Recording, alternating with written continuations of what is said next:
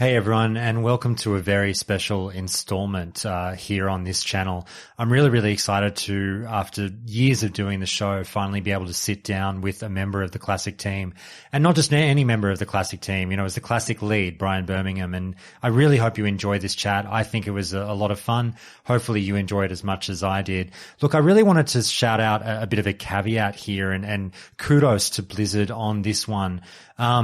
There was nothing left off the table here, and we all hear rumors about content creators going into interviews with devs and things like that. Oh, what didn't they let you talk about? And I'll bet they said you can't say this and you can't ask that. None of that happened here. I sat there and I expected it. I was waiting for it in the days leading up to this interview. Nothing was said. Nothing was left off the table in regards to the game. It was just go for it. There was obviously some news about Blizzard that broke in the last few days. And, you know, that is something that's not within the realm of Brian to talk about. So, whilst it did lightly come up towards the end of this interview, that's not something that I dove into, and that's all well and good. I hope you guys just understand that when it came to the game, everything was there for me. And so I took the opportunity, and I hope that I didn't leave anything huge on the table. Guys, I only had an hour. You can see how rushed I am here. It's a lot shorter than my regular long form interviews, but I think I got, you know, the most out of the time. So now how about I leave you to it? If you guys don't know who the hell I am and you're wondering why the hell this guy got an interview with the Classic dev, my name's Josh. I've run a podcast for almost 4 years now called Countdown to Classic. The link's in the show notes if you want almost 200 episodes of Classic content. Go nuts if you like it. Otherwise, enjoy. See you, everyone. So this is an interview that's been a long time in the making for Countdown to Classic, if you guys have been listening to the show for a number of years now. I'm so excited to have this person on the show. And it's just, it really is a bit of a journalism dream come true for me, if you will. So Brian Birmingham, thank you so much and welcome to Countdown to Classic. Yeah, I'm happy to be here. It's great to have you, mate. Look, it's such a wild time for you on the Classic side of things. You know, Season of Mastery just released 48 hours ago. I know I've been going really hard. I know a lot of people have been going really hard. And the feedback that I've seen so far has been nothing but positive. So first and foremost, let me just throw out a huge kudos to you and the team for what is a fantastic job thus far. Thank you so much. I work with such talented people. It's always great to hear that their contributions have been well received. It's a lot of fun to work with such talented people. That's fantastic. Mate, I should say, you're in trouble because the last time I got together with the lead of the Classic team, they wound up drinking with me over about 15 hours over the course of 2 nights at BlizzCon. So you better be wary of me. This was with Omar. Me? No, with Omar a couple of years ago. Technically, I was the lead then at that time too, but Omar was certainly a great contributor, and yeah, he's fantastic. Love Omar. I'm getting all the titles wrong. For some reason, I thought Omar had the title at one stage. Oh, he was incredibly huge contributor. So, don't get me wrong. But yeah, technically, I was the lead at that time too. Oh, absolutely. And I've thrown shade your way inadvertently from the get-go. I'm so sorry. Easy mistake to make. Omar was very influential, and I love him to pieces. Like I said, I can't say enough good things about Omar. Well, either way, next time I make my way to California, we'll have to add another Classic team to the mix, and maybe we'll share a drink. But mate, would love to. Absolutely. Look, let's sort of cut to the chase here because I do have a lot of time, a lot of stuff to cover, and not as much time, as I'm used to cover it. You know, I do very long form interviews, but here we go. Mate, it's been really obvious from the get-go with Season of Mastery that the attitude and the communication from the Classic team has taken quite the turn. Now, you guys have been very open, very responsive, like quick replies, quick feedback, and it's been just phenomenal. So my question is kind of, is it same Classic team, new SoM attitude? What's going on? I think it's just, it's more like we have opportunities that we feel like we can communicate on, and then we do. And it has been more or less the same team. There's, departures and new hires and things like that with any team. And so we have had people who have been on since before Classic came out, and people who have joined the team since then. But generally our attitude has been that we wanted to be engaged all the time. It's just that, there isn't always something that we have new to talk about. A lot of times it's okay, well, we said what we were going to do. We're doing it now. And there's not a lot to say, but, the attitude that we have always wanted to be is engaged and receptive. And so we definitely have always been listening, and just that, we want to be able to talk about things when we have them to talk about. And when we do, we try our best to try to be as transparent as we can. Yeah. There's always challenges about what do you say? How do you say it? Who do you say it to? Where do you say it? When do you say it? So it's a challenge in terms of trying to find what the right message is, because we also don't want to mislead anybody or make false promises. So a lot of times it's trying to make sure we've got all our ducks in a row, know what we think we're going to do, including Season of Mastery is a great example. We knew for a long time that we wanted to do some kind of fresh start. This has always been a plan. We were okay, we're going to finish Classic. We're going to get these 6 phases out. Then we're going to do Burning Crusade. But what about the people who want to do more Classic? There's going to be people who want to do that. What are they going to want to do? They're probably going to want to start over and do that whole progression again. So it's been in our mind since before we did Burning Crusade. We've always had this on the plan, but back then we weren't thinking of it like Season of Mastery. And after we did Burning Crusade, we were talking about it. We're do we really want to do exactly the same thing again? Or is this a chance to answer some of that feedback? And we've been listening all along as people said things gosh, back in 2004, nobody stacked world buffs the way they do now. And so I really kind of want the raids to be a little more challenging like they were back when none of us thought to do that. And we didn't want to take away the capability because the capability was always there. But with Season of Mastery, it was an opportunity to say, well, maybe we do take away the capability this time. So anybody who liked Classic, wanted that nostalgia, that go back to the raids, without being able to do this world buff stacking thing, or, without trying to do this world buff stacking thing, can we give them that opportunity? And so this was an opportunity to kind of answer some of those concerns. And so we went ahead with that. Sure. And then we were also really excited when we did that. We said, hey, we're going to do these raids. They're going to be harder because you don't have world buffs. And we know that the 112 patch balance meant that players were more powerful than when the raids first came out. So we said, okay, we also want to kind of compensate for that by buffing the health on these raid bosses, to kind of compensate for the DPS. The kind of major overriding goal there being, we felt like people were putting out such high DPS now that they've got all this, 15 years of knowledge on how to play this game well, that they were burning through the bosses before they saw the mechanics. And we said, well, what if we just slow them down by giving them more health so that they actually see the mechanics like they did back in 2004? And we got this feedback that honestly we were really excited about. That was yeah, we really would like to see something a little newer than that.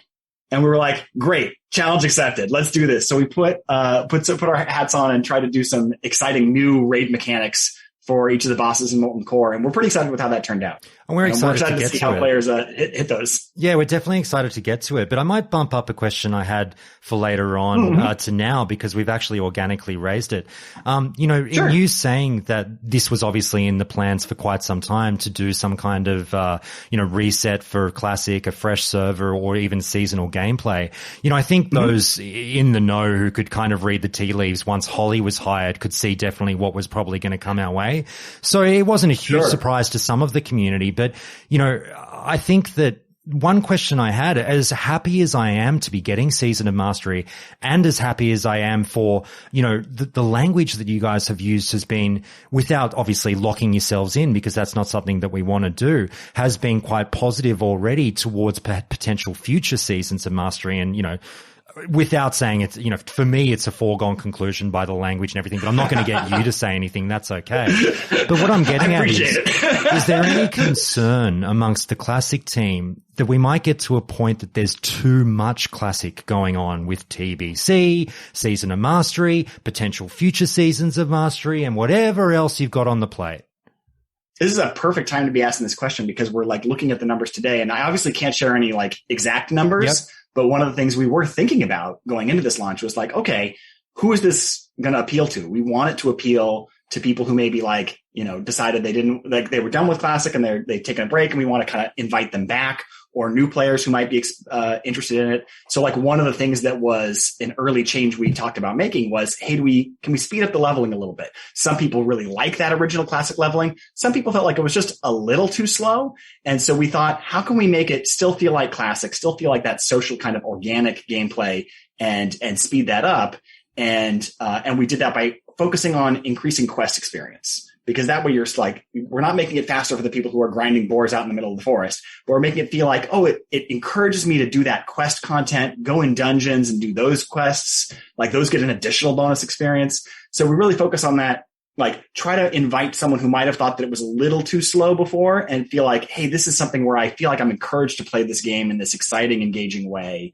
That's just a little bit faster than before and might make you inspired to play. Mm-hmm. And when we're looking at the numbers, we do see that we're seeing people who are new players coming back to the game, like players who stopped playing and are not coming back, or players who are new who have never played World of Warcraft before coming in, and less like cannibalization of Burning Crusade than we might worry about. And that's exactly what we want to do. Like we want, whenever we offer one of these things, for it to be a new way to play World of Warcraft that expands our audience to people who don't feel like they're currently served. If you really like the way you're playing World of Warcraft today, great, keep doing that. We love that. We're not trying to like force anybody to make a hard choice. We want it to be like, hey, if you've always wanted it to be this way, how about now? And we're seeing that that's exactly what's happening. And so hopefully as we go forward, the kinds of things that we release in the future continue to expand the audience and make World of Warcraft something that attracts more and more people who have different play styles. So I appreciate that. And it's fantastic to get, different venues for people to be. It's like having, a multitude of bars or a multitude of restaurants that people can divide up and go and drink and eat at to whatever is their flavor. So that's fantastic. Exactly. What I'm more getting at, if I can put your feet to the fire a little bit closer, Brian, and just say, when we do start to get something like Season of Mastery now that did overlap with TBC, and, whether or not that's pulled players away from TBC, I'm not sure. You're the one with the numbers. Don't have to get into it. But I do wonder, as we go further and further down the track and perhaps more things start to overlap, can you have too much of a good thing or not, in your opinion? I mean, it's hard to get to that point. I suppose it's possible that we could get to a point where, like, if there were so many choices that one of them felt like it was underpopulated, that wouldn't be great. And we would try to offer options for those people to find places that they could play with other people. So, like, we're seeing this in Classic Era. I think it's no big secret that was not a huge popular area. And one of the things that's cool about Season of Mastery is giving a chance for people to try Classic again and then end up in Classic to kind of boost those numbers. But we did also want to make sure that anybody who was playing there right now, where their servers are kind of lower population, had opportunities to freely transfer to one that is more populated.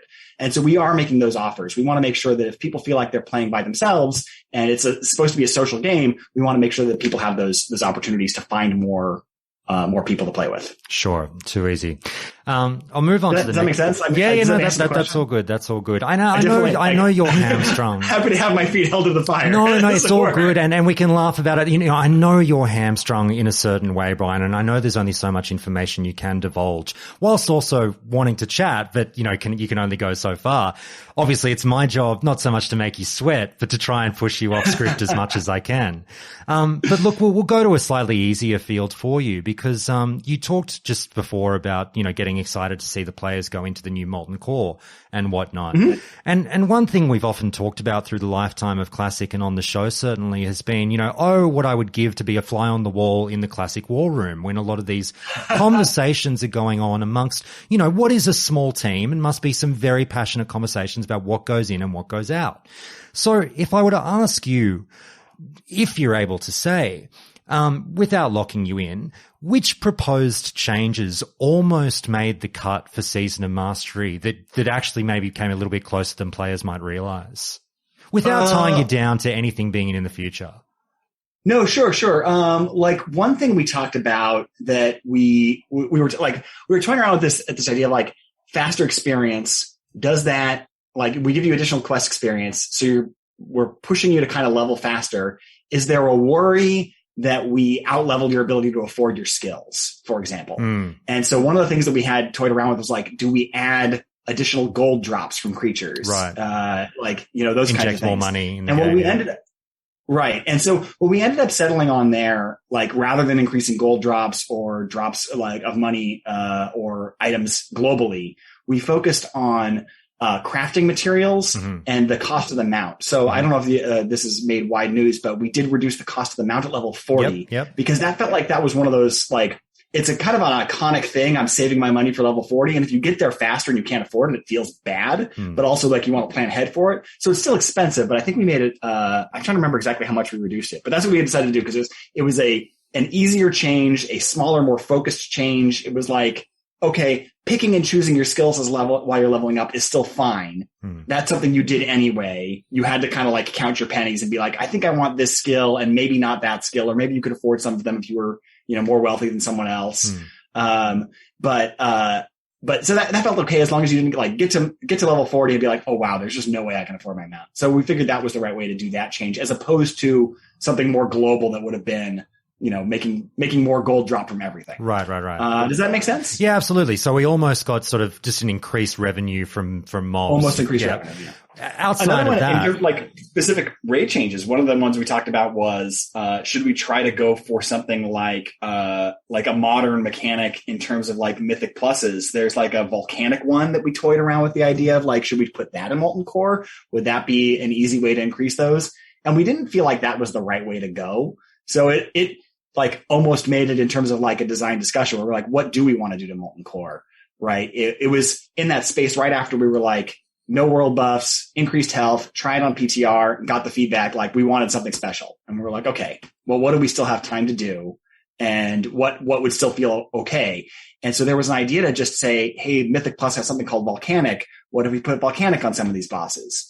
And ultimately, the reason we decided not to do that is it felt like bringing something modern to Classic that we didn't really want. We wanted to kind of lean more into those like original Classic mechanics. So we ended up doing something that was a little more complicated, where we went to each boss and tried to add something that was thematic to that boss, so that it felt really more like we were doing something that fit in the world that we were building. Like, even though Volcanic in Molten Core, okay, yeah, fire, volcanoes, we're good, right? But it didn't feel like it was mechanically the same as like, what would it be if we added Core Hounds spawning to Magmadar, right? That's way cooler. So that's what we decided to do.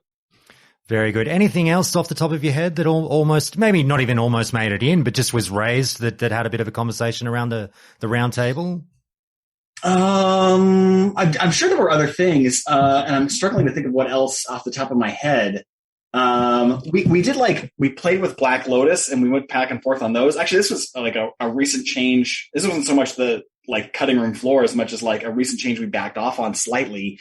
Is a common request was making Black Lotus like a chance to drop off of high level herbs. Right. And we decided to go ahead with that for Season of Mastery because we didn't want it to all be monopolized entirely by one person, especially with these harder raids. A lot of where that came from was we're doing these harder raids and we're seeing on the PTR that people are able to defeat them, but the players on the PTR, because it's the PTR and because we put these vendors in there, are stacking all their consumables. And okay, that's great. That's part of Classic, as stacking consumables. We're okay with that. But how hard is it going to be to craft all these consumables if you're trying new mechanics and potentially harder mechanics and maybe wiping more often and then replenishing your consumables more often? Is it harder to craft them now? Is it too hard to craft them now? And so we said, okay, let's just in general kind of like increase the resource nodes. We know that we also support higher populations on classic realms than we did back in 2004. And so there's also a little bit of a feeling of wanting more nodes to spawn so that it feels like I can go out and gather. And so we added more gathering nodes, and we also added like a chance for Black Lotus to drop off of the rare herbs so that there's less of that monopoly feeling of only one person controls it because they know where the Black Lotus spawns and they're watching it and they've got it on lockdown. And the back off was we had initially done that including in dungeons, and we decided that was a little bit too far, and we decided to make the extra Black Lotus only spawn in the outdoor world. So it still feels like a thing that you're doing out in the outdoor world. It feels like exploring the world, looking for rare spawns, and now you have a chance to get it with other high-level herbs as well. Brian, I often ask this question to people in relation to things that they've worked on, and now that Classic is very much so in the rearview mirror and people have moved on to TBC and now some of us are playing Season of Mastery, I often do the Back to the Future test with developers that I meet or artists and sort of say, look, if Doc Brown turned up in the time machine right now in the DeLorean and said, we've got to go back, what would you go back and tell yourself, let's say in 2017, 2018 during the development cycle of WoW Classic? Is there anything you'd really change the way in which the team went about it? Or were you I don't want to know so much if you were happy with it. I'm sure you were happy with it, but what would you look at to sort of refine? Two things I would do. That's a really great question, by the way. The first thing is I would warn myself about how many servers we were going to need, and better prepare for that. I think we did with Season of Mastery, by the way. Like we had better data going into it from the first time, like how many name reservations were likely to translate into how many people, and like what the survey data was likely to indicate in terms of participation. So we were able to do a better job. Basically, because we had the data from Classic Launch going into Season of Mastery, we could better like right size the number of servers we launched. And so I would give myself that information if I could. And then but the other thing, like, the really big one, which seemed like the right decision at the time, and we later decided it was not, we've now reversed it, is forking the code entirely. Like I talk about this with like new engineering applicants. A lot of times they ask, like, what's the hardest problem you guys are solving right now? And as I'm hiring new engineers, it's, hey, what we did when we launched Classic was we took a snapshot of the code and we completely forked it, like the whole stack, everything. And then started building Classic off of that fork of the modern World of Warcraft code. And I'm glad we started with the modern World of Warcraft code. Don't get me wrong. I'm saying we should have kept more of it. We shouldn't have forked it entirely. We should have forked smaller pieces or done more surgical changes, because so much of World of Warcraft, I think this is hard to understand until you're like looking at the code and like working with it. But so much of what makes World of Warcraft work is stuff that is the same between Classic and modern World of Warcraft. These kind of like underlying infrastructure changes about like, how does being in a party work? Like that, how does like the invite system and like the message traffic between the servers that track that function? How do those like underlying building blocks work together? And none of that really needs to be forked. None of that needs to be any different between modern World of Warcraft and classic World of Warcraft. The things that need to be different are gameplay systems. And those are such a small subset of the overall code that's why it was a great idea to start with modern code, but probably we shouldn't have forked it all. And so what happened was we forked it, we worked on it, we built Classic, we shipped it. And then one of the things that like we don't talk about a lot publicly, but we think about a lot internally is then for Burning Crusade, we said, wow, this isn't maintainable, right? Like things have changed in the way we do like account management or party management, or the way that data updates between like your character on the server and the character on the client. And there's a more robust system we have for doing that now. And man, I wish we had that in Classic. And now we've got to port that over and port this over and port that over. And here's a bug fix I found and you want it. And here's a bug fix you found and I want it. And that was a huge headache that we had to deal with because we had done that. And for Burning Crusade Classic's release, we remerged the code. And so when we remerged it, we still identified areas where like, okay, this stuff will leave forked for now because it's got a lot of gameplay logic in it. This stuff does not have any gameplay logic in it. There's no reason we should have forked it in the first place. Let's put it all back together. But then because they had diverged for 2 years, that was a huge project to do. And we did that with a lot of effort and a lot of heavy lifting from the World of Warcraft team that to help us get that put back together so that we had it done in time for Burning Crusade.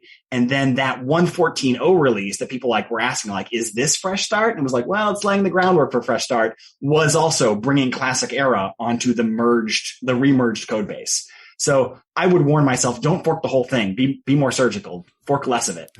And fork less. Save yourself Great a huge advice. headache Okay. in terms of maintenance and ongoing deployments. Okay, very good, very good. Brian, you raised something there. I mean, obviously your first point being about the server, the number of servers that you guys had, and it's still definitely a talking point amongst the player base to this day. Oh, sure. Because it's obviously something that people are still dealing with, you know, the number of servers that were out there initially, spreading us as they did. And then we've had a funny situation where I have no doubt in my mind, it's partly, well, maybe half. I don't know how you would distribute it. A player problem and a Blizzard problem in terms of this almost like geese-like migration that the players do from server to server and trying to find a home that's right for them. Now, recently you guys did announce a wave of free TBC server transfers to try and alleviate the issue. So that's fantastic. My question is, you know, some of the criticism at the Classic team up to this point has been waiting for these server transfers. And my question is more pointed around, it's great that it's come, but why now and why not earlier? You know, I don't have a great answer.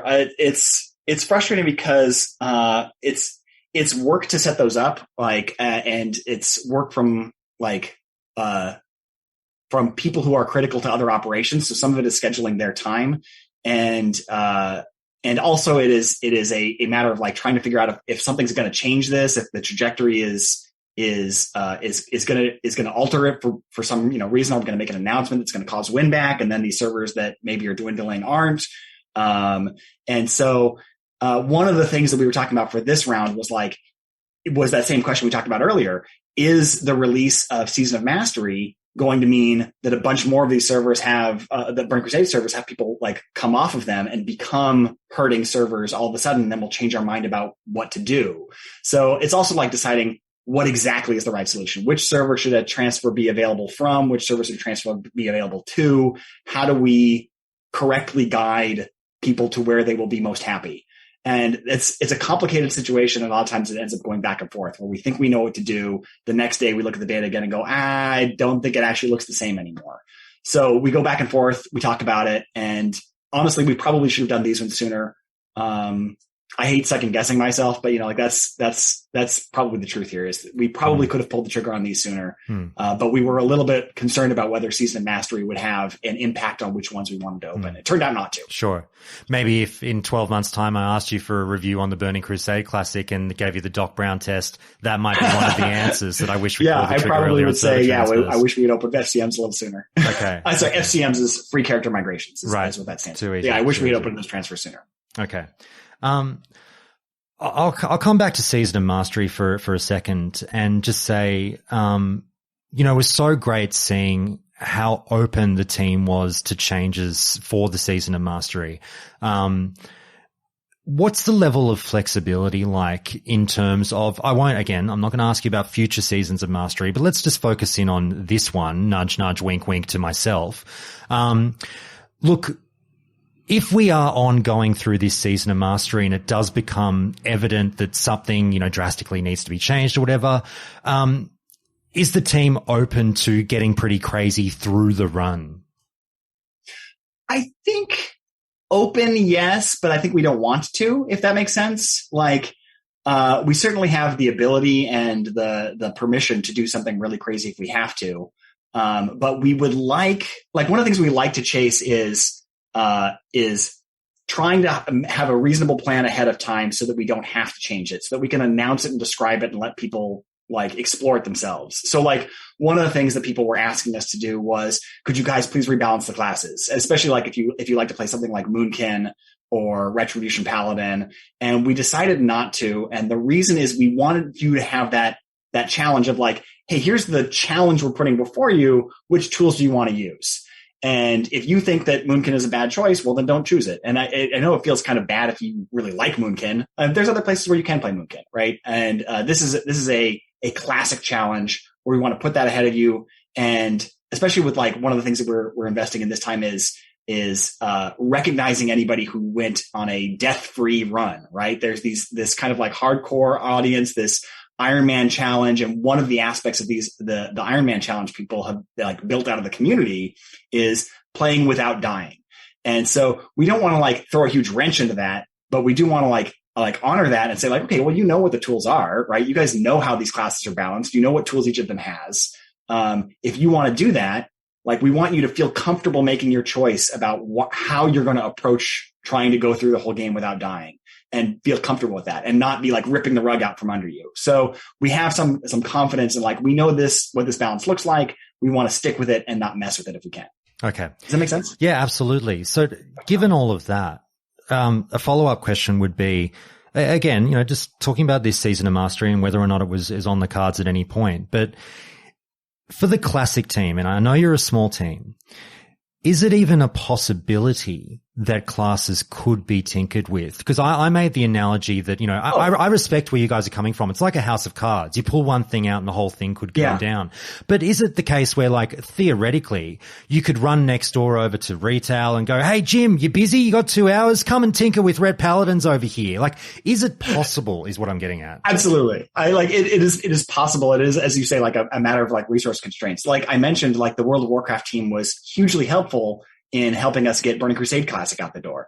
You're right that we're a small team, but we're a small team within the large World of Warcraft team. So World of Warcraft is a huge team and we're part of it, right? We aren't like off on our own, like completely isolated. We're like in there talking to them, getting their help. So they do help us with things. Like when we did the additional boss mechanics on Molten Core, we talked to encounter designers on the World of Warcraft team and had their like advice and expertise. And we continue to do that. Like we are all part of the same team. We talk to them. We go back and forth between them all the time.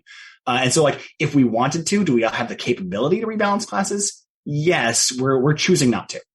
We absolutely we have those classes are in their own data branch. We could make tweaks to them if we wanted to.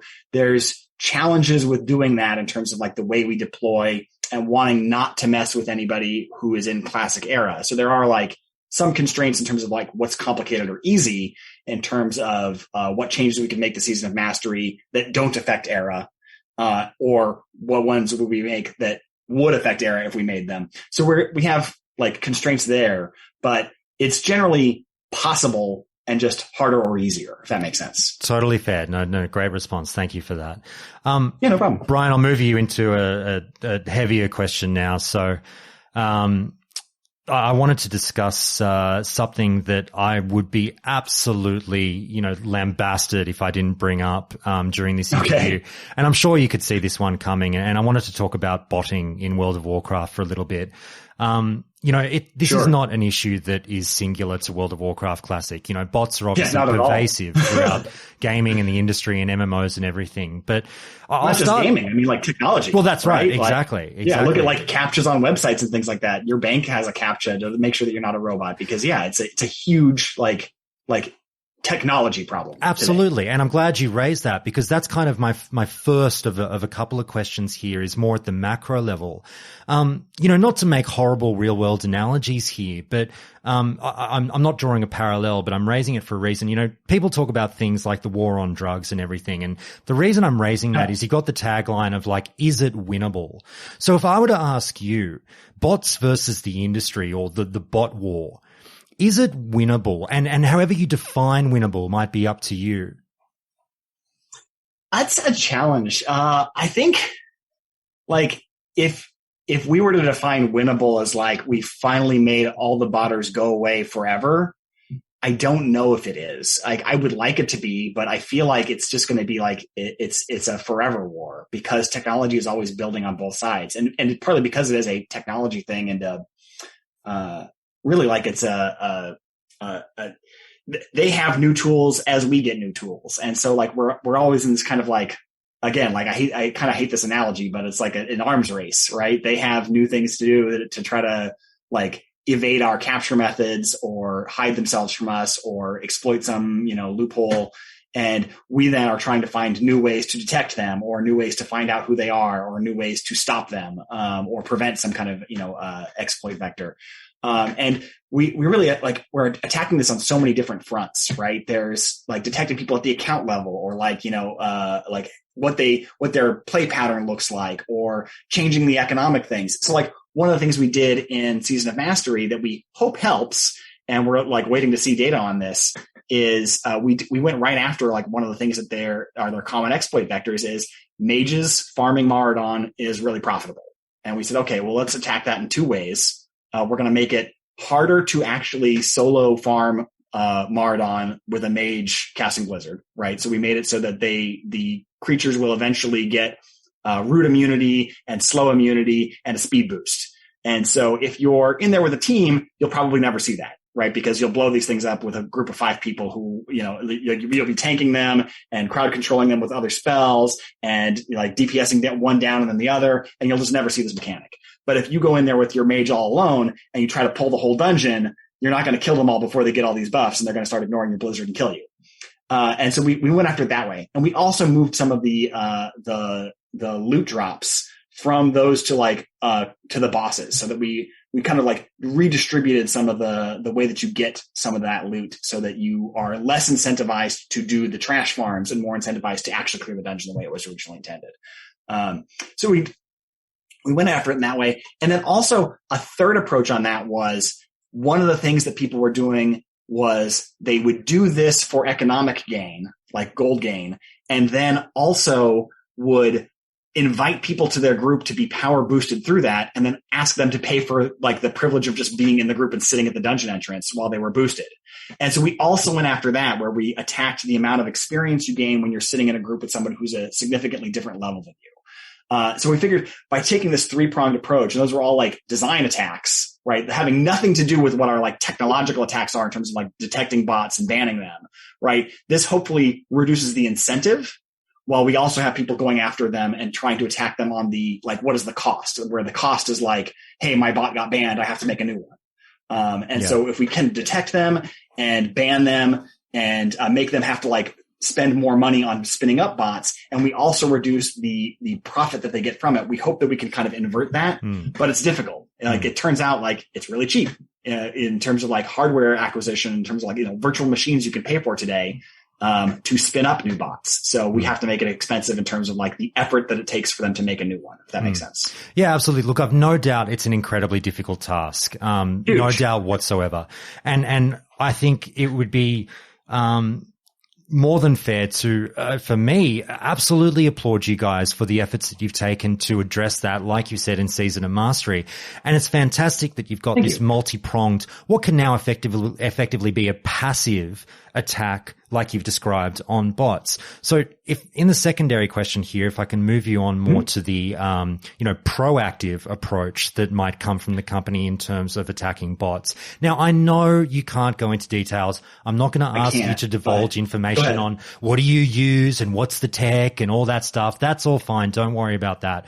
But it was interesting seeing, really for the first time in a long time, if ever, you came out personally on Twitter and talked about this publicly with some people engaging with you. And it was just a shock just to actually see, holy crap, here's a developer, let alone the lead of Classic, actually openly discussing, the fact that bots are being fought. Now, that's great. I appreciate you think it's great. I felt a little bit like I got baited in that conversation. No, look, obviously people are upset and I understand why, but it's still great to come forth and get involved in the conversation. And like I said, if you can't give credit where credit is due in regards to what's been done passively with Season of Mastery, then why bother? What's it all for? Like, we have to applaud you where you guys earn it. But moving on from that, I understand the chief criticism that players do still direct at you guys, where they go, look, that's all great, Brian. The passive things are wonderful. But when we talk about proactive approaches, when people do raise examples like, I don't understand why I can do a Who search and see 25 ungilded mages in Botanica, or back in Classic when we saw the 65 ungilded rogues doing the BRD pickpocket farm, which is another one that you guys addressed, which is fantastic. Right. But when people can see that on a Who list and they can always see every day that they log in that something is going on and they're there for months and they report them and nothing happens, what can you tell those players about the proactive approaches that go towards botting? Well, what I will say is it's hard from a player perspective to see what actually happened. Like, you give this example of like, I see this bot, I report this bot, nothing happened. And I go back like and say to the people who are working on this, like, hey, they say they saw this bot and it came back and nothing happened. Like, what can you tell me about it? And they say like, well, we did ban that bot. When you say it came back, like, why do you think it came back? Like, well, it has the same name. Well, we banned him, so that name became available. So then they made another bot and had the same name. So it looks like the bot never got banned, but in practice, what actually happened was like, we're banning them thousands a day, like literally thousands a day. I double checked this number because I knew that it was likely to come up. Was like, if we look at the number of bots we're banning, it's thousands a day. So when we see that in comparison to like, okay, well, I see 5 bots or 10 bots or even 15 or 20 bots, right? That means you guys are doing nothing. It's like, no, we really are. We're doing a ton. We are even banning the ones that you're reporting. It's just that they come back. And so we do the best we can. And we are always trying to do more things. The other thing I want to make sure I hasten to add is we don't think that the fact that we are, still seeing like 5 or 10 or 15 or 20 means we're done. Not by any means. It just means we are doing something. Like, we're not seeing the thousands that we know would be there if we weren't doing anything. But are we doing more? Yes. And in fact, like I've been in meetings where we talk about like, okay, what still can we do? And like I said, we can't get into, and you've acknowledged, like, we can't get into like the exact details of what that is, but we do have teams of people who are working all the time on this specific problem. This is their whole job, is try to find and detect bots and find new ways to find and detect bots. And so they are not just resting on their laurels and saying like, great, we got 1,000 a day. We're we know that we are doing those 1,000 a day, and that we are also trying to find ways to get the ones that we're still missing. Okay, fantastic. I mean, it sounds like, Brian, in that answer, I'm sure a part of you, I mean, you play the game, you know what it's like. I do. I'm sure a part of you, it's different because we don't know what it's like being you and what goes on behind doors in the classic team, but you do know what it's like being us. So could you, do you, what I'm asking is really, as a player, do you relate to, the frustrations and, do you understand why by our optics, we feel like this is a weird situation? Totally. I'm like 100% frustrated by that. I mean, like one of the reasons why we made some of the changes to boosting is because I remember with Classic that like as people hit max level, there were fewer people running low level dungeons, and talking to people, they were like, well, yeah, it's because I just got a boost. And I was like, well, why did you do that? And they were like, well, it's so cheap. Like I spent a couple gold and I sit in Mardon and I got a boost. And that's super frustrating as a player and as a developer to know that was happening. And that's why we did those kind of like design attacks on it as well, is to say like, okay, like this notion of like no changes to the design is not going to work in terms of combating the ease of like profit from bots. So we have to do something there.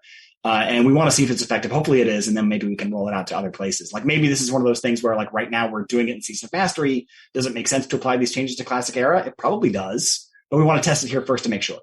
Because especially we want to be like hands off in the Classic Era. But like broadly to your question of like, do I understand the frustration? So much. Like I am incredibly frustrated by the presence of bots. The only thing that like I hesitate to say is like, I don't understand the player frustration in the space of not knowing, right? Like that must be so much more frustrated, as you've alluded to. The idea to like see a bot out in the world and not know that there's a huge organization working really hard to combat that, and not know how many bots they've successfully banned, how much worse the problem would be without them, right? That I'm sure amplifies the frustration. And I don't have that experience because I know that I talk to these people. I see the glee in their eyes when they're like, oh, I found a new bot and I got 1,000 of them banned. I'm so excited. The people who are working hard on this are passionate about banning cheaters. Right. They hate the idea that there are people cheating in the game, and they love to ban them. And so I get to talk to these people at work and see how excited they are to be doing that work. And so like, I think that's something that makes my perspective on like, when I see a bot, I just go, it's frustrating. Right. But I know someone's out to get it, and I feel confidence that they're working against that. And I know that that's something happening. I feel sympathy for people who are questioning us about that, because it feels to them like, I see a bot, I don't know what the status is. And like, that's a frustration that I don't know. Okay. I know the frustration of seeing one or being like frustrated. Like I see like, I remember in Classic, I was trying to level up my character to get, poison, like, I'm trying to remember what it was now. I was trying to craft poison removal potions on Courage, we were going to do Viscous. Yeah. And so we were all getting out there and like collecting like large glands or something like that. I'm trying to remember now exactly what it was, like the scorpid glands. And so I hadn't quite figured out where a good farm spot was for me yet. And I was down in Shimmering Flats trying to find the scorpids down there that dropped this thing that you could use to craft the poison resistance potion. I'm frustrated myself now. I can't remember the name of this stupid gland. Is it the large round sack, is it? I'm not sure. But while I was down there, I saw a ton of leveling bots, right? And I was frustrated too. It was like, oh my gosh, I'm competing now for these scorpids with these leveling bots. And so I started reporting them with the in-game feature. And wait, can I jump in there? You started reporting them. Can't you put one phone call in? Bobby, what are you doing? Get rid of this guy. Oh. Sure, it seems like that easy, but part of the reason why we have to do this thing is to avoid, this is what kind of where I'm going with the story is, I saw a bunch of bots. Oh, so easy. Right click ban them, right? If only I just had this tool, I could just ban hammer them in client right now. The hammer of God. Yeah, except I realized after I was reporting 5 or 6 of them, one of the people I reported was clearly not a bot. All right. But it looked like a bot to me initially, right? The behavior looked so much like a bot. And then I was like, oh no, this is just a new player. Right? Like they just don't know what they're doing. Like it was one of those things where like, oh, they're moving really mechanically and they move one mob at a time and they're like moving. They seem almost robotic in their movements. And then they seem like confused when the mob gets pulled away from them. And then I realized they like would turn and look at me and kind of like shuffle a little bit. I was like, oh, they're just new to the game. And I felt all of a sudden really bad. Like I had already reported them. and they were just a new player. And so this is like speaks to one of the other challenges is we have to try to like find these bots and action these bots in a world where they sometimes look like they're bots to humans, but they are just new players. And we don't want to action someone who is not a bot, who might behave similarly to a bot at first impression because they are new to the game. And so we want to be really careful and make sure that we're double checking these actions. And we do have that's why we want experts who are really good at doing this, because they will do that extra level of verification, make sure that the people that they're going after really are bad actors. Fair enough. And that's one of the things that makes this frustrating and a difficult problem to work on is like, we certainly hear that feedback if we do go a little bit too aggressive. When people say like, no, I was at the keyboard, I was playing, this is just my normal farming route. Like I enjoy doing this. Like, what did you ban me? And it's like, I'm so sorry. You weren't a bot. I apologize. Okay. I'm glad you've raised that because, again, you're all over it. You've kind of organically started to sway towards my next point. Great. Feet still slightly close to the fire. I do apologize. We might switch feet from the left to the right, Brian. Look, because you talk about false positives there, obviously. And I have no doubt how difficult it is on your end to, want to avoid them. In a game where reports fly thick and fast, definitely needing to avoid false positives so that players who are playing the game correctly aren't wrongfully banned. I understand that and why you guys would err on the side of caution so often in the name of avoiding false positives. Now, in saying that, I want to bring up gold buying, Brian, because it's something that, again, a player-related behavior, this is, not of your guys' creation, that has become so ridiculously pervasive in World of Warcraft Classic. To me, I'm going to categorize it as something that's just gone beyond a joke in terms of how much it's infiltrated the psyche of the player base. Now, we see things like, you might not know this about me, Brian. I'm a lawyer. I'm a criminal prosecutor, right? So I literally, I'm in court. There you go. I'm in court every day. I'm dealing with, sentences being handed down every day. And we talk about things like parity and, social justice and things like that the public would expect. I see things like, 3-day bans for gold buying get handed out and then 6-month bans for other things. And obviously the lawyer in me gets curious and that question of parity does come to the forefront of my mind. And I mean, I can see you smiling along. And so I'm not trying to be too cheeky, but I do ask, what is some of the thinking or the reasoning behind some of the gold buying bans, or what's your thoughts on gold buying in Classic in general? I find it really frustrating. Because you're right. Like, it's one of those things where for a long time, like it is technically against the terms of service to buy gold or to sell gold. And we primarily go after the sellers. And we've been talking about that a lot lately. And, I don't want to be the one to announce it, but we definitely were talking about like, is this 3D ban for buying like enough? And we kind of agree that it is too low. And so we're going to raise it. I'm not going to go into details here because I think that's still being discussed, but it's something we've been discussing very much recently. And so I would definitely encourage anybody who is thinking about buying gold in Season of Mastery, please don't. Your suspension will be for longer than 3 days this time. I don't have an exact date to give, but yeah, we are investigating that for, as you said, like it's not on par with the other things that we give people suspensions for. And it is cheating as well. And we have always considered it cheating. It's just a matter of like, I don't know. It felt less like they were the problem and more like they were, I don't know, a little bit of a victim in that if other people are doing it, you feel like you might have to do it to keep up. Yeah, I see. But at the same time, it is absolutely against the terms of service, and we are going to take action on that. Okay, that's fantastic to hear. Fantastic. Brian, we'll go into sort of a byproduct of that conversation, because I think when you do talk about things like gold buying, they generally go hand in hand with another part of the meta, in air quotes, that the players have developed in terms of, buying services in game and things like GDKP runs. And, sure. You guys have taken the change hammer to the Diamol tribute run to try and, again, somewhat passively combat perhaps buying services in a game or buying items.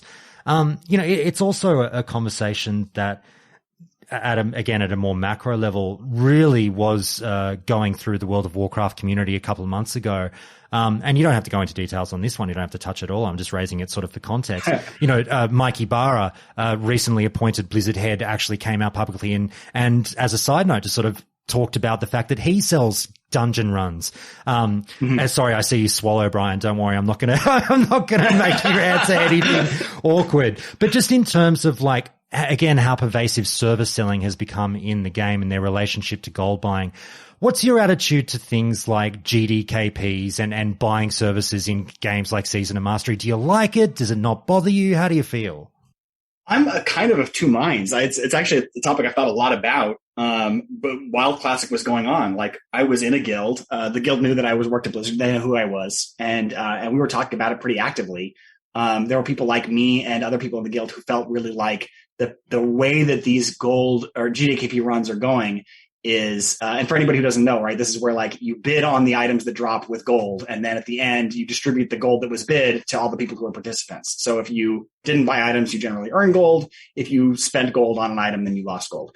And so of course the prices that were being charged for these were huge. And it certainly leads to some suspicion like, okay, well, where did you get all the money to afford this item you're bidding on? And the obvious kind of like, well, did you buy the gold? Kind of question came up, like, are these GDKPs just a way for people who bought gold to distribute it? And we certainly are suspicious of that. But, there's plenty of people who say, well, no, I mean, like I got the gold by going on GDKPs and then I spent it on the GDKP. And so it's like, okay, well then, yeah, but where did the other people who were in that raid with you get theirs? So there's like a number of steps removed. So like, it's hard to say like who was responsible and like, is it too late to do anything about it? So my initial reaction was, this is horrible. This is just another source of gold buying. And I think the thing is awful. But then like, I was kind of coming around to like, it's technically within the terms of service. You are allowed to sell things for gold. It's not violating our terms of service to do that. And so maybe it's kind of okay. And I'll admit I've gone on some of those runs as well. Like at that point, like my guild put together GDKP runs of their own. And as far as I know, none of the people in my guild were actually buying gold to do that. We would just organize them. We would crush the raid content because we were doing it, without GDKPs before that.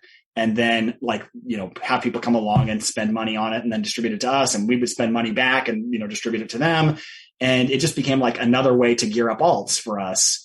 And honestly, it was kind of fun. And so I'm kind of two minds. To the extent that it encourages gold buying, I hate it, right? I don't want real money transactions to be involved at all. But at the same time, like in terms of the actual gold economy for it, if it really was able to sustain itself without gold buying, and I honestly don't know if it could, it probably could, it's probably fine. So I'm torn. That's kind of what motivates me to say, like, I want to go after the gold buyers themselves. I feel like that's the place where we can clearly say this is something that is absolutely against the terms of service, and we know that it is. Whereas the exchange for gold for services in game is just part of the economy, and that's probably okay as long as you guys are doing it for gold that wasn't trading hands for real money, if that makes sense. Absolutely. Thanks so much. Now, don't worry, Josh, if you're listening, and we've got Josh Allen sitting in the background like a chaperone. I know we've got 10 minutes left and our time is coming to an end, but we're doing really well. We're going straight according to plan, Brian, and you're doing so fantastically well. I can't thank you enough again for doing this. Thank you. I hope Josh Allen thinks so too. We can't see whether Josh is relaxed or sweating in the background, but yeah, I'm glad he's here. Later. Brian, why did you talk about GDKPs? Look, I've only got two more for you, and I think we'll squeeze them in these last little 10 minutes. But you raised something just there, again, talking about services and things. It's not so much adjacent to that, but maybe in the same ballpark. You guys, like I said, you took the change hammer to the Diamol tribute run in Season of Mastery, and I found that really interesting. I wasn't sure. People were asking, "Oh, they're going to mess with Diamol East? Are they going to mess with Diamol Tribute? What's going to go on?" And again, as the head of the team, I call it change scalpel with a hammer, right? Okay, fair enough. Surgical precision. But look, I do wonder because I'm really glad to hear that you're doing all this stuff in the game, like running GDKPs and things and getting the experience for yourself as a player before addressing them as a member of management as well. But when it comes to instance farming in the game, I wanted to get your attitude towards that, because it has become, I wouldn't call it a divisive issue by any means, because I think the majority of the player base is more than okay with instance farming. But it does make me wonder, because we have seen some light changes come in. Now, again, to address more important things like bots and whatnot. But just in general, how do you feel? Like, do people need to sweat that Blizzard is going to look at other instance farms, or do you think that there should always be an avenue for players to go and get gold outside of the open world? Absolutely. I feel like I think the clear answer is farming is not the problem, botting is, right? So that's like we were talking about earlier about how it's something we want to be careful about, like false positives, because it's okay to decide like, hey, I want to go make some gold, and the way I'm going to do it is to go into this instance and run it, right? And run it maybe in a particular way to try to get more gold out of it. Great, as long as like that is something that is available to players and something that they're choosing to do and they enjoy doing. And that's broadly okay. I think like one of the things that we changed with Dire Maul was, you mentioned the tribute run, is we're trying to make it so that the chest contents can't be sold. And that's partly because like when you look at the items there, it's kind of clear what the intent was, right? They say they're soulbound, and it's just a matter of the fact that they don't become soulbound until they come out of the chest. And the chest doesn't have the tap list rules working the same way that it did in Classic that it would in something more modern. And so it's like, okay, well, this is really like a Classic exploit we did bring back. We said we were going to do no changes. And now we're in a world where it's like, okay, well, we're allowing some changes to try to tweak some of these things. This is something where the intent was pretty clear. They didn't want you to be selling these to other people. It's just the way it was implemented at the time. So I would say that kind of is broadly our philosophy, is to try to chase those things that feel like, well, this one feels a little over the line. So I wouldn't want anybody to feel like they had to sweat it. Right. Like we certainly aren't going to like go after anybody who previously sold tribute runs. Like we went in eyes wide open when we had those tribute runs available in Classic. But will we change something else in the future if it feels exploitive? Probably. But I wouldn't want anyone to feel like sweating, like they're worried about it, like we're going to like come after them. I think we would want to be really transparent about that and feel like if it was available and it was a thing that didn't feel like a really obvious bug exploit, you're probably fine. But obviously, like if it feels like there's that we try to like, as we're doing these things, apply our same kind of razor. Like if you were playing, if I was playing this, right? Like, and I was playing and I saw like, oh, I can do this thing and it feels like I shouldn't be able to. How much does it feel like I shouldn't be able to? Does it feel like this is like, okay, this is just like the way the game works, like the Dire Maul tribute chest?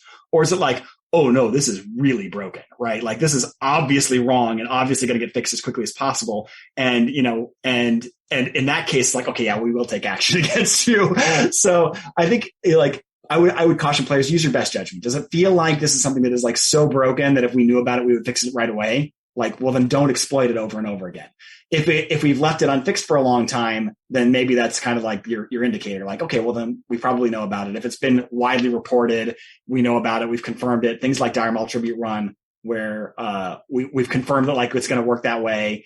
Then yeah, okay, it's fine to keep doing that. Does that kind of get at what it's going to? Yeah, where we draw the line between like what we will fix, what we won't fix. Yeah. Things that seem like I feel like it's a subjective thing, so it's hard to put like a firm line. But we try to be understanding of anybody who might have like tripped over it by accident, not realizing it was a bug, and like did it once or twice, and go like, okay, well that's probably fine. Versus someone who's like, oh yeah, you saw that there was a way to do this, and you did it 1,000 times. Like, okay, well you buddy, you knew what you were doing. Very good, very good. Well, look. Final question for you, Brian.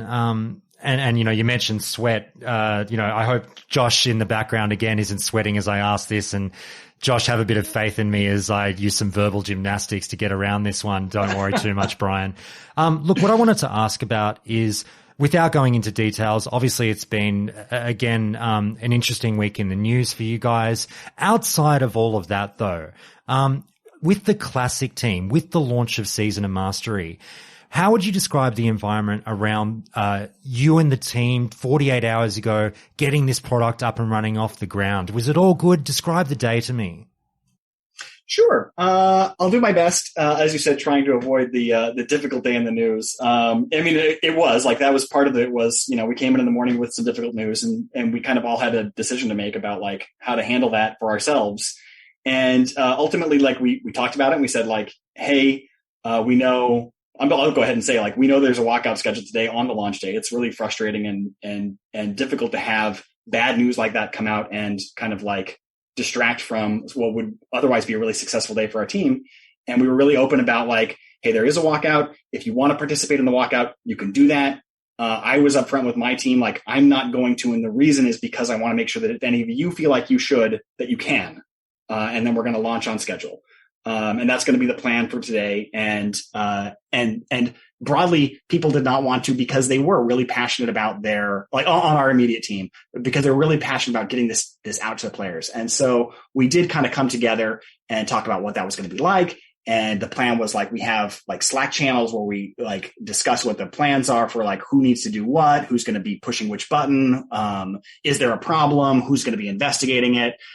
We also have a Zoom call going on during that day where like everybody from who's supporting the launch is all in that Zoom call. So we can all talk through it. And so that also kind of makes it really easy to see whether it's for bad news that came out or, some kind of like sudden emergency or just who's scheduled to work right now, who is available to work on these problems is we have these Zoom and Slack channels. So we just know like, okay, if they're in the Zoom call, they're available. If they're in the Slack channel, they're available. And so then we have enough staff that we have people who are like assigned to do this launch or assigned to do other launches or assigned to be working on long-term projects.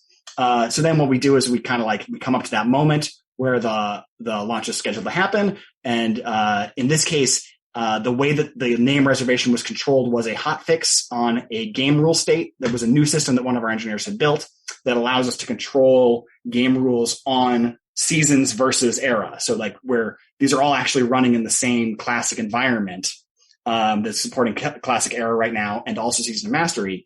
We have this new system that we built to be able to control rules that for the game that need to be enabled in one of those servers versus another one of the servers. And so one of those game rules was, is the service in name reservation mode or not? And of course, that was true up until 3:00 our time when we pushed the hotfix that said, change that true to a false. That hotfix went out, went to the servers patched it down to the clients then processed that hotfix and said, oh, I'm not in name reservation anymore. Change this button that says, enter world should be grayed out and have a tooltip saying servers coming soon to a button that's lit up and ready to hit the button. So we had that all practiced and planned out, push that hotfix and let people in. And then we kind of waited to see like, are there any sparks? Is there any problem? Like what's going on? We have people who are in like our QA department who are monitoring that call with us as well. They jump on GM clients to kind of like monitor the world. We have people who are jumping on their regular play accounts to just kind of see if they like kind of get that feeling from the player. We have customer service who's monitoring like calls coming in to let us know like, hey, are we getting a lot of reports about various things? And we have all this kind of coordination to kind of monitor that. And honestly, this one went really smoothly. We were really kind of impressed with just like the great operations of our live ops and support teams, our customer service teams, our QA teams, everybody who was like able to kind of rally around that and provide a really great support for that everything went really smoothly. And like I said, I was in meetings today getting reports on how things went in terms of like, whether people were like new players coming back to play this game, players who had stopped playing World of Warcraft who are now back to play this game again, or people who had come from Burning Crusade. And like we have teams of people who are focused on that, so we can see if we're making the right decisions. And they were like really involved and helpful for this as well. Very good. So broadly, the day went great, and we had very few problems, and the ones that we did, we were able to jump on and fix right away. That's fantastic. And look at that. We're finishing on the minute. We beat the buzzer, Josh. We did it. Brian, thank you so much. Look, I do apologize that I couldn't get the video going. For everyone watching this on YouTube, I can assure you, if you could see Brian, he looks very happy. So I do believe you, Brian, that you're happy with everything. Thank you so much again. It's been an absolute pleasure meeting you. And look, I do apologize that I know I hope I didn't stress you out too much. I didn't want to go easy on you, but you were an absolute champion in just all of your answers. And credit to you and Josh for leaving nothing off the table. I can't stress that enough, everyone. I could talk about anything I wanted, and the guys did it. And Brian, you were great. Thank you so much. Thank you so much, Josh. I really appreciate it. This was fun to do. Absolutely. Look, I dare say maybe sometime later down the track we'll have to do it again sometime. I would love to. Fantastic. All right, Josh, I think we're good. Sweet. Fantastic. Sorry, Matt. I hope I didn't make you sweat too much.